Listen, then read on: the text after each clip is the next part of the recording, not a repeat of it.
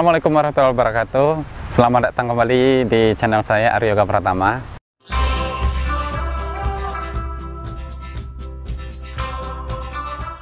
Sekarang saya berada di salah satu pantai yang ada di Bangka Belitung, tepatnya di Sungai Liat ya. Ini namanya pantainya adalah Pantai Tongaci, dan uniknya di sini terdapat penangkaran penyu.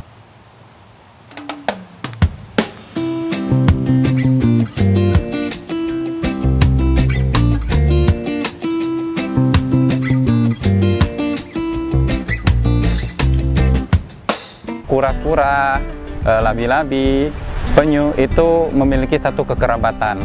Nah, kekerabatan ini ada pada tingkat ordo atau bangsa. Ordo mereka ini disebut dengan Ordo Testudinata.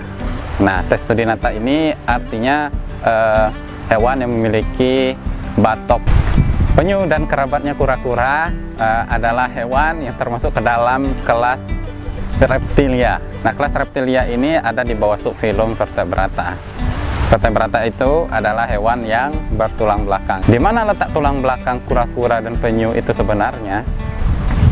Nah, kalau kita lihat batok penyu, batok kura-kura, nah batok bagian atas yang disebut dengan carapax itu adalah tulang belakang hewan tersebut pada dasarnya.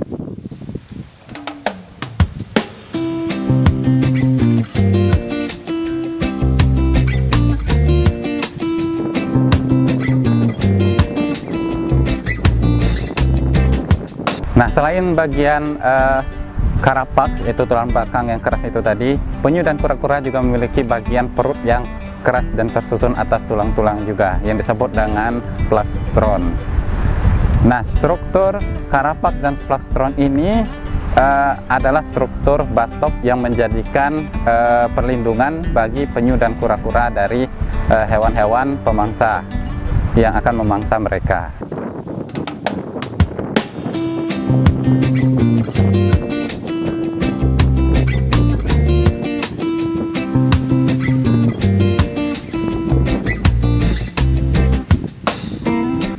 Nah, di Indonesia ada 6 penyu yang pada saat ini telah ditemui di pantai-pantai pesisir Nusantara kita.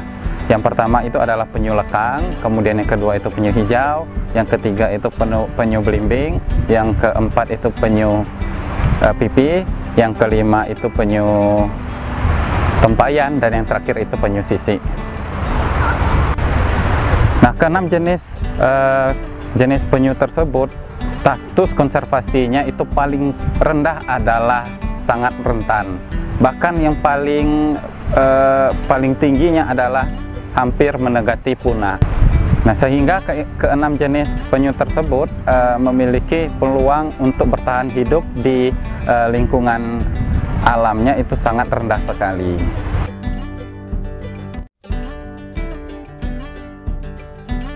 Nah, banyak hal yang menjadikan populasi penyu di perairan kita itu semakin berkurang. Mulai dari tidak sengajanya tertangkap oleh nelayan kita ketika menjaring ikan di laut, kemudian perburuan secara ilegal daging penyu dan telur-telurnya. Selain tertangkapnya oleh nelayan dan perburuan ilegal, penyu-penyu ternyata memiliki tingkat reproduksi yang sangat lama sekali. Untuk ukuran dewasa, penyu harus mencapai umur minimal 30 tahun agar bisa melakukan reproduksi, menghasilkan penyu-penyu yang baru. Nah, bayangkan jika penyu-penyu itu mengalami kematian besar-besaran sebelum umur 30 tahun, pastinya mereka harus menunggu generasi-generasi baru itu untuk bisa bertelur lagi dengan jangka waktu yang lebih lama lagi. Belum lagi jika penyu tersebut berhasil bertelur, telur-telur tersebut akan memiliki banyak sekali tantangan, ya, seperti predatornya, seperti kepiting, ular, dan juga perburuan ilegal yang dilakukan oleh manusia akan telur-telur tersebut. Dan lagi, jika telur-telur itu menetas menjadi anak-anak penyu yang disebut dengan tukik, ketika tukik-tukik itu akan kembali ke laut, banyak ikan-ikan besar yang akan menjadi predator bagi mereka, menyebabkan peluang hidup mereka menjadi sangat berkurang sekali.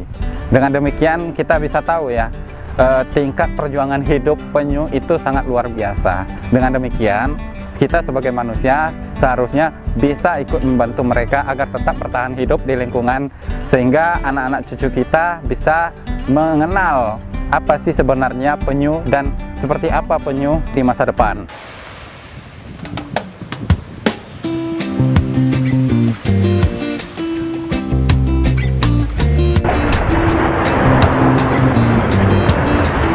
Nah, di Indonesia sendiri, perlindungan terhadap penyu-penyu itu sudah digalakkan sejak lama.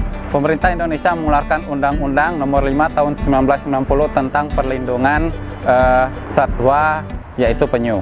Dengan adanya undang-undang ini, seluruh aktivitas terhadap penyu seperti perburuan liar, penangkapan secara ilegal terhadap telur-telurnya itu akan dikenakan sanksi pidana. Dengan demikian, jumlah populasi penyu kita harapkan bisa tetap terus stabil di laut kita Indonesia. Nah, sekarang saya berada di tempat khusus penangkaran tempayan.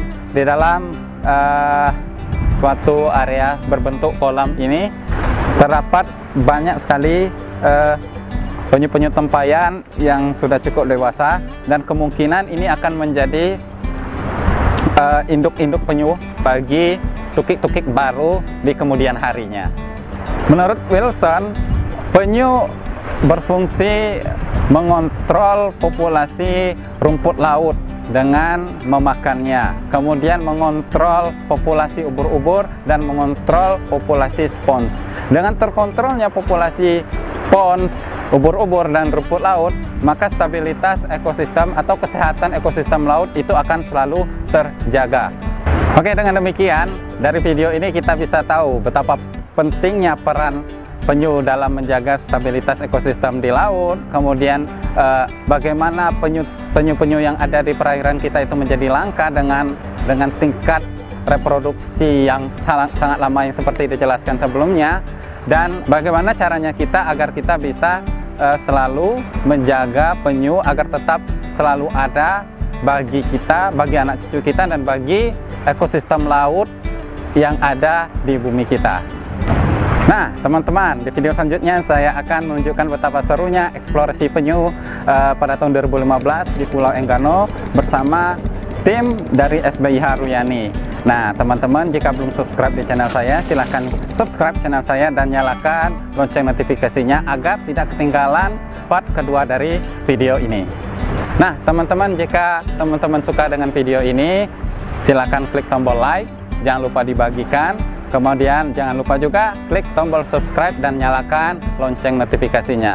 Saya Aryo Yoga Pratama, sampai jumpa di video selanjutnya, dan wassalamualaikum warahmatullahi wabarakatuh.